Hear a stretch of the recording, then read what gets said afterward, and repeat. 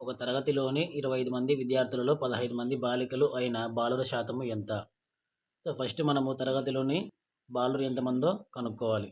కాబట్టి మొత్తం విద్యార్థుల నుంచి బాలికలను తీసివేస్తే బాలురు ఎంత అనేది తెలుస్తుంది. సో మొత్తం విద్యార్థులు 25 మంది, బాలికలు 15 మంది. సో 25లో నుంచి 15 పోతే 10. సో 10 మంది బాలురు ఉన్నారు.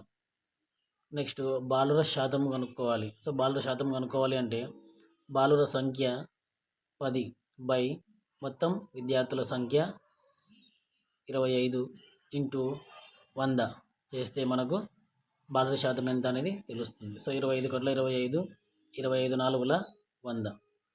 అప్పుడు 10 ఇంటూ 4, సో 10 నాలుగుల 40.